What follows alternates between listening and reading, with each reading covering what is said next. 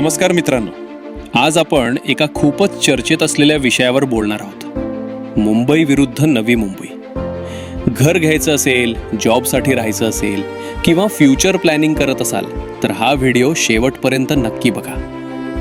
मुंबई म्हणजे स्वप्नांची नगरी, जिथे जॉबच्या अमाप संधी आहेत, बॉलिवूड आहे, नाईट लाईफ आहे आणि लोकल ट्रेनचा थरारही आहे. पण याचबरोबर मुंबईत प्रचंड गर्दी आहे, घरांचे भाव खूप जास्त आहेत, ट्रॅफिक आणि पोल्युशनही मोठी समस्या आहे. मुंबईत एक BHK घ्यायचं म्हटलं तर तुमचं स्वप्न आधी EMI बनतं. आता बोलूया नवी मुंबईबद्दल. नवी मुंबई ही एक प्लॅन्ड सिटी आहे. इथे रुंद रस्ते आहेत, नियोजनबद्ध सेक्टर्स आहेत, कमी गर्दी आहे आणि तुलनेने स्वच्छ हवा आहे.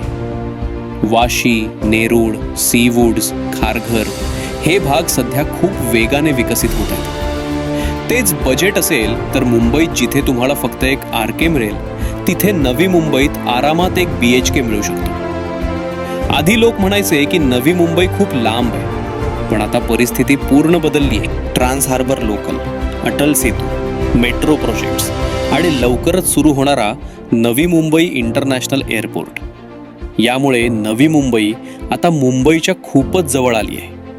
कनेक्टिव्हिटीच्या बाबतीत नवी मुंबई झपाट्याने पुढे जात आहे. खर्च आणि लाईफस्टाईलचा विचार केला तर मुंबईत राहणं महाग आहे, भाडं जास्त आहे, जेवण महाग आहे आणि आयुष्य खूप फास्ट आहे. तर नवी मुंबईत खर्च तुलनेने कमी आहे, वातावरण शांत आहे आणि फॅमिलीसाठी योग्य आहे. जर तुम्हाला शांतता आणि फ्युचर ग्रोथ दोन्ही हवं असेल तर नवी मुंबई हा एक उत्तम पर्याय आहे. शेवटी प्रश्न येतो, कुठे राहावं?